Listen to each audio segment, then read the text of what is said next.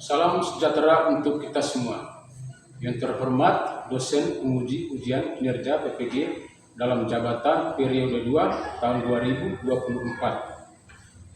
Perkenalkan, nama saya Harjon Asman, nomor peserta 201503215122. Saya sebagai mahasiswa PPG dalam jabatan periode 2 tahun 2024 di Universitas Katolik Indonesia Santo Paulus Ruteng. Saya sebagai guru di SD Dulu Kecamatan Ela Selatan, Kabupaten Manggarai Timur, Nusa Tenggara Timur. Pada hari ini, Senin tanggal 4 Maret 2024, saya akan melaksanakan praktik pembelajaran untuk memenuhi ujian kinerja PPG dalam jabatan periode 2 tahun 2024. Untuk lebih jelasnya, berikut saya akan melakukan praktik pembelajaran akan saya laksanakan. Terima kasih.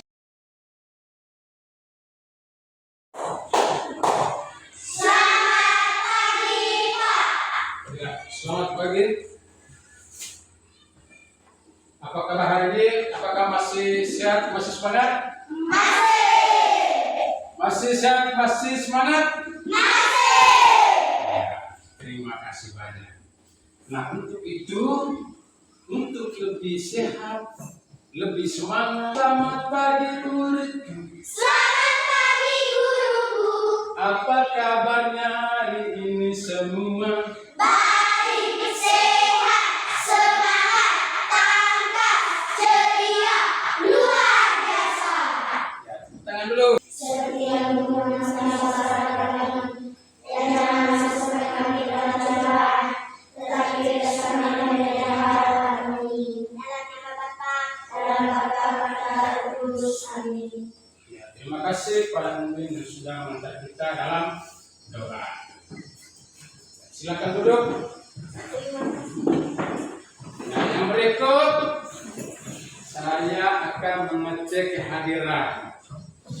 Ada yang tidak hadir hari ini? Ada yang tidak hadir? Hadir semua ya? Ya. Ya, kalau begitu yang hadir pada saat ini tetap dipertahankan. Tidak boleh malas datang sekolah. Ya. Tidak boleh malas datang sekolah, harus rajin. Petugas piket hari ini siapa? Yang angkat tangan. Petugas piketnya siapa? Angkat tangan ya. Siapa yang petugas piket? Ya, bagus. Bagus sekali. Ruangannya sangat rapi dan rapi. Nah, yang berkaitan dengan kegiatan belajar hari ini, Pak akan tanya dulu kepada anak-anak semua. Masih ingat tidak pertemuan materi pada pertemuan minggu lalu? Masih ingat? Masih ingat apa? Ya. Materinya tentang apa? Tentang pacaran. Materi tentang apa kemarin? Tentang pacaran. Yang tahu ke tangan, yang tahu ke tangan. Ya, Andre. Tentang padat, tentang Ya. cair, tentang gas. Benda padat, benda cair, dan benda gas. Nah, benda padat itu kira-kira contohnya bagaimana? Apa saja contoh dari benda padat? Apa saja? Meja. Ada meja, apa lagi? Kursi. Kayu, apa lagi? Batu. Ada batu, apa lagi? Tanah. Dan sebagainya. Itu contoh dari benda Padat. padat. Nah, sekarang benda cair, gimana? Contohnya gimana? Apa saja contohnya? Air, apa lagi? Air dan itu salah satu contoh dari benda cair. Nah, sekarang yang terakhir adalah benda gas. Benda gas itu contohnya apa saja? Ya, darah. Nah, pada hari ini kita akan belajar tentang tema 9. Tema 9, benda-benda di sekitar kita, dan subtemanya benda dasar campuran. Pembelajaran 5, materi pokoknya adalah zat tunggal dan zat campuran. Nah, zat tunggal dan zat campuran. Nah, yang pertama adalah zat tunggal. Zat tunggal itu juga disebut dengan zat murni. Zat tunggal juga bisa disebut dengan zat murni. Apa itu zat murni? Zat murni materi yang terdiri dari satu zat. Nah, zat tunggal juga terdapat beberapa unsur dan senyawa. Yang pertama adalah unsur. Unsur tidak dapat dibagi lagi menjadi yang lebih sederhana. Unsur logam dan unsur non logam. Nah, contoh dari unsur logam itu aluminium, besi, apalagi emas. Nah, itu dari contoh apa tadi? Contoh unsur logam. Nah, yang kedua unsur non logam. Unsur non logam yang pertama hidrogen, oksigen, nitrogen, dan karbon oksida. Nah, yang berikut senyawa.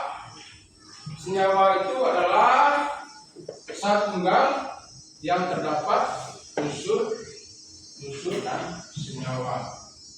Contohnya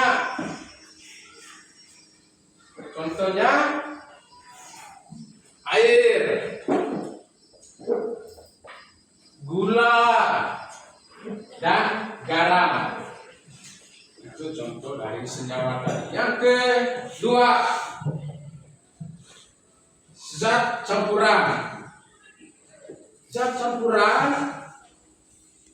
adalah materi yang tersusun terdiri dari satu atau dua zat. Zat campuran juga bisa dibagi lagi menjadi dua.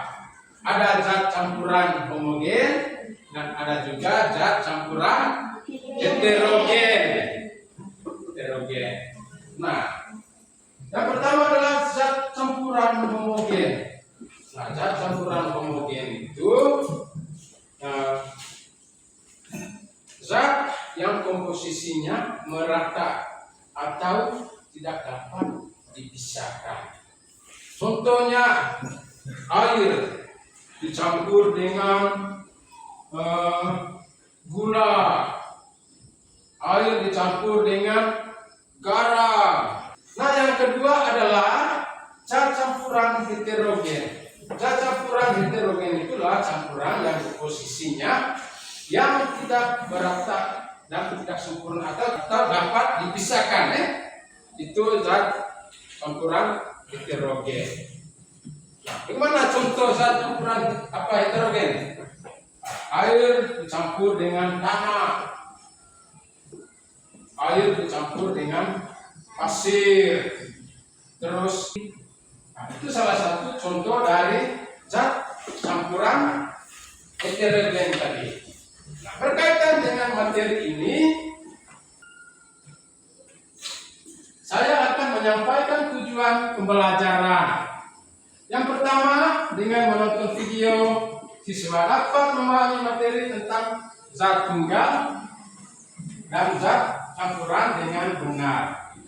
Yang kedua, melalui kegiatan melaksanakan percobaan berbagai benda, siswa dapat menganalisis zat penyusun suatu benda dengan benar. Yang ketiga, melalui kegiatan melaksanakan percobaan berbagai benda, siswa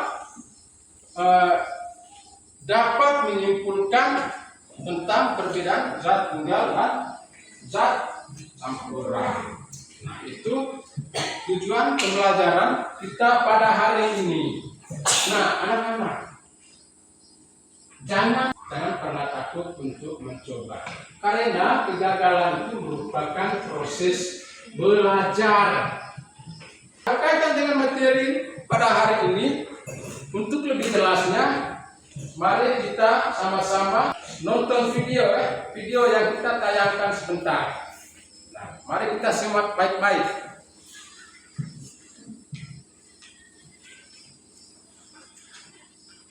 Yang soleh dan soleha, hari ini kita masuk ke pembelajaran kita zat murni dan campuran. Jadi tujuan pembelajaran pada hari ini kita akan mengelompokkan materi dalam kehidupan sehari-hari berdasarkan komponen penyusunnya, baik berupa zat tunggal maupun campuran. Yang kedua, memahami tentang sifat-sifat campuran dan komponen penyusunnya dalam kehidupan sehari-hari.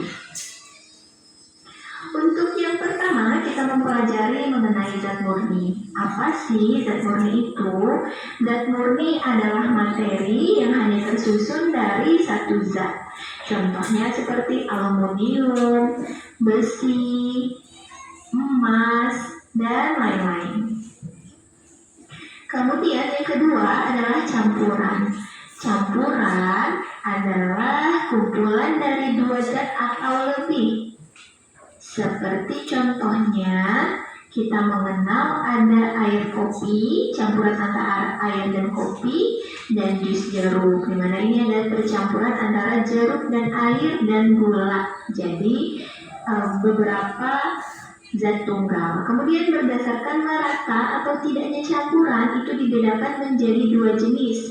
Yang pertama adalah campuran homogen, yang kedua adalah campuran heterogen. Kita akan bahas satu persatu dimulai dari campuran homogen.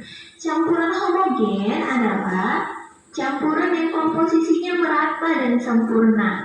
Ini sebagai contoh adalah pada air garam. Jadi ketika air garam dimasukkan ke dalam air, maka garam akan larut sepenuhnya ke dalam air, sehingga sulit untuk dipisahkan. Ini dinamakan dengan campuran homogen karena campurannya memiliki komposisi merata. Berikut kita saksikan videonya. Di sini kita lihat, kita masukkan garam pada air, kemudian kita aduk secara perlahan. Setelah itu kita lihat campuran menjadi merata. Kemudian yang selanjutnya adalah campuran heterogen. Campuran heterogen adalah campuran yang komposisinya tidak merata. Sebagai contoh air tanah dan air kopi, di mana tanah ini akan terpisah dalam air saat didiamkan setelah dicampurkan. Kita lihat video berikut ini. Di sini kita lihat pasir dimasukkan ke dalam air, kemudian diaduk secara perlahan. Setelah beberapa saat bisa kita lihat campuran itu tidak merata, berbeda tadi seperti campuran air garam. Nah, pemisahan campuran itu dibedakan menjadi tiga. Yang pertama adalah penyaringan, yang kedua adalah pengendapan, yang ketiga adalah pengkristalan. Kita bahas pertama dimulai dari penyaringan. Penyaringan adalah pemisahan campuran berdasarkan ukuran zatnya. Penyaringan air ini dilakukan untuk mendapatkan air bersih. Ini suka kita lihat ya pada PDAM. Nah, kemudian air kopi itu dapat disaring untuk memisahkan ampasnya. Ini juga salah satu proses penyaringan pada air kopi. Selanjutnya, yang kedua adalah pengendapan. Pengendapan adalah pemisahan campuran berdasarkan berat zatnya. Di sini kita contohnya pada air tanah. Tanah memiliki massa yang lebih besar daripada air, sehingga akan mengendap jika didiamkan beberapa saat. Ya. Selanjutnya kita masuk ke yang ketiga, yaitu pengkristalan. Pengkristalan adalah pemisahan campuran yang dilakukan dengan menguapkan zat cairnya. Nah, hal ini yang sering dilakukan oleh petani garam. Jadi petani garam itu menjemur air laut untuk memisahkan air dengan garam sehingga nanti didapatkan garam. Baik, demikian pembelajaran kita pada hari ini. Kita bertemu lagi pada pembelajaran berikutnya. Wassalamualaikum warahmatullahi wabarakatuh. Apa saja jenis zat campuran? Homogen dan heterogen. Iya, zat campuran homogen dan zat campuran heterogen. Nah, yang kedua, bagaimana sifat zat campuran homogen dan zat campuran heterogen. Kemana sifatnya? Yang tahu angkat tangan. Bagus. Campuran homogen dapat merata dan tidak bisa dipisahkan. Campuran heterogen dapat dipisahkan, tidak bisa merata. Iya, bagus. Ya. Yang pertama adalah campuran homogen. Nah, campuran homogen adalah campuran yang komposisinya merata dan sempurna atau tidak bisa dipisahkan lagi. Kita masuk pada bentuk kelompok. Kelompok buahnya ada 4 orang. Kelompok 3 mana? Beberapa bahan dan alatnya. Air gula putih, kopi bubuk, garam, minyak. Terus peralatannya adalah gelas dan sendok. Nah, langkah-langkah percobaan itu kamu harus baca baik-baik. Gelas air. Setelah itu diaduk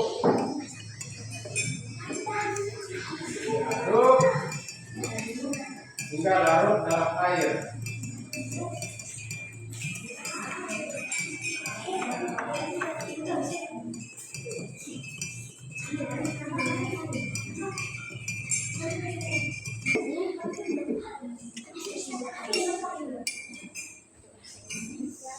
Setelah itu kamu amati baik-baik yang ada di gelas.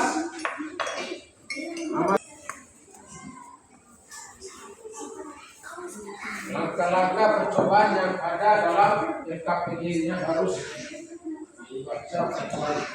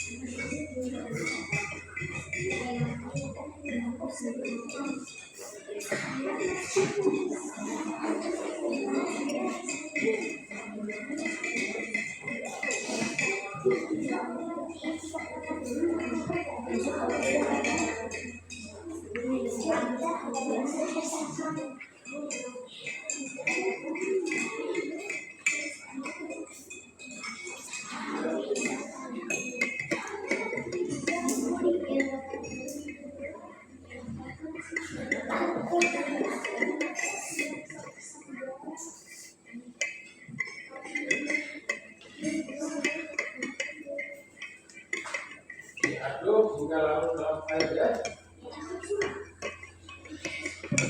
Aduk. Setelah itu diamkan beberapa saat. Airnya kasih tenang dulu airnya. Air yang ada dalam gelas. Setelah itu kamu tulis hasilnya. Hasil percobaan itu yang ada dalam LKPD itu ya. Tulis hasil percobaannya bagaimana.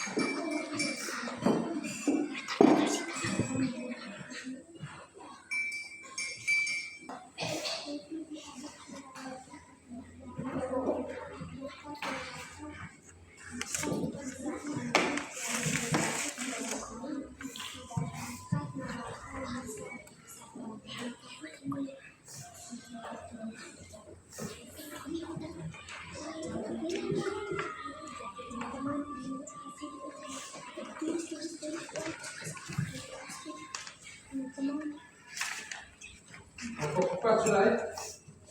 Sudah tuh? Ya. Kalau sudah semua, kita kelompok 1 untuk membacakan hasil depan.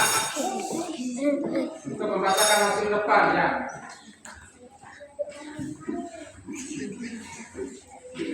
Ya, dengan baik.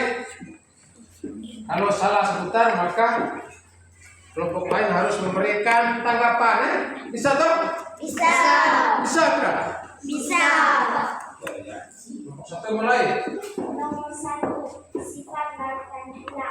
Larutan gula dapat merata atau sulit dipisahkan. Nomor 2, sifat larutan garam. Larutan garam dapat merata atau sulit dipisahkan. Nomor 3, sifat larutan kopi. Larutan kopi dapat dipisahkan atau tidak merata. Nomor 4, sifat larutan minyak. Larutan minyak tidak dapat dipisahkan atau merata.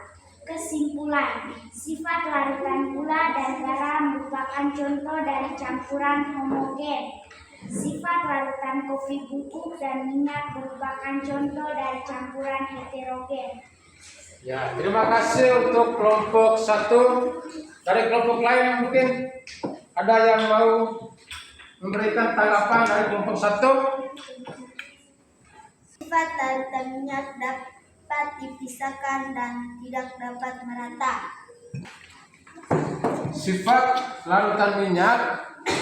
Tepuk tangan untuk kelompok 1 dan kelompok 2 yang sudah memberikan. Semangat pagi. Pagi. Luar biasa. Tetap semangat. Silakan duduk. Yang berikut kelompok 2 sudah. Kelompok 2 maju. Sifat larutan gula. Sifat larutan gula dapat dipisahkan atau tidak dapat merata. Sifat larutan garam. Sifat larutan garam tidak dapat dipisahkan atau dapat merata. Sifat larutan kopi dapat dipisahkan dan tidak dapat merata. Sifat larutan minyak dapat dipisahkan dan tidak dapat merata. Kesimpulan, sifat larutan gula dan garam merupakan contoh dari campuran homogen, dan sifat larutan kopi dan minyak merupakan contoh dari campuran heterogen. Ya, itu dari kelompok 2. Mungkin ada kelompok lain yang mau menanggapi. Ya, baik. Ya, mari kelompok 1. Nomor 1, larutan gula dapat merata atau sulit dipisahkan. Ya, bagus. Itu dari kelompok 1 tadi, bahwa larutan gula 2. Tepuk tangan untuk kelompok 2 ya. Nah, yang berikut dari kelompok 3. Dari kelompok 3. Di dalam air dapat merata tidak bisa dipisahkan. Sifat larutan garam diaduk hingga larut di dalam air dapat merata tidak bisa dipisahkan. Sifat larutan kopi diaduk hingga larut di dalam air dapat merata bisa dipisahkan. Sifat larutan minyak diaduk hingga larut di dalam air tidak dapat merata bisa dipisahkan.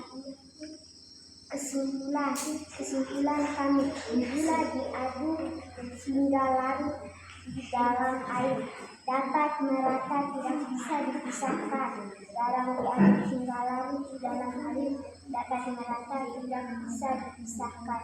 Kopi diaduk hingga larut di dalam air dapat merata. Nah, mungkin ada dari kelompok lain yang mau menanggapi atau mau memperbaiki. Ya, coba. Gula diaduk hingga larut di dalam gelas air atau sulit dipisahkan. Ketika gula diaduk dalam gelas air, itu gula dan air itu sulit untuk dipisahkan. Ya. Campuran heterogen dapat merata atau dapat dipisahkan. Homogen sifat campuran homogen yang dapat merata atau dapat dipisahkan. Ya, terima kasih. Dari kelompok 4, mungkin ada kelompok lain yang mau memperbaiki dan menanggapinya. Ya, bagus ya. Dari kelompok 3 ya, silakan. Tidak sifat larutan kopi diaduk hingga larut dalam air dapat merata bisa dipisahkan. Akan memberikan kesimpulan terkait dengan materi kita pada hari ini. Campuran tadi ada 2 kan? Ada 2. Yang pertama itu campuran homogen dan yang kedua adalah campuran heterogen. Nah, campuran homogen tadi bahwa anak-anak sudah melakukan percobaan. Nah, percobaan yang pertama tadi itu sifat larutan gula. Nah, sudah dilakukan percobaan. Sifat larutan gula itu yang seperti apa tadi? Ketika kita diaduk, dicampur dengan air, diaduk sehingga larutan dalam air itu seperti apa? Nah, kita bisa melihat bahwa larutan gula itu yang disebut dengan zat campuran homogen, campuran yang komposisinya merata. Kelompok 4 mendapatkan nilainya 100. Ya, tepuk tangan untuk kelompok 4. Nah, sekarang kelompok 2.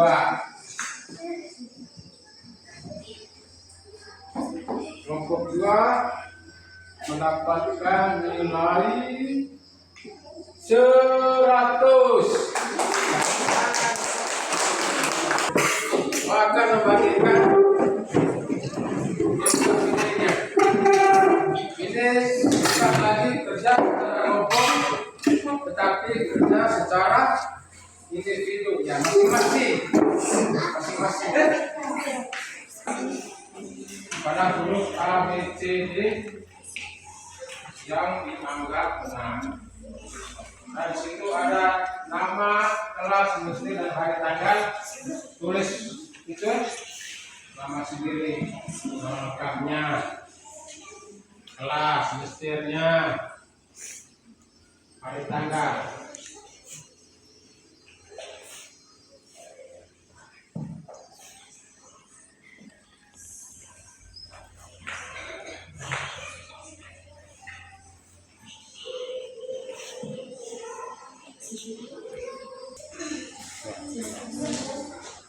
Tulis baik di situ nama lengkap.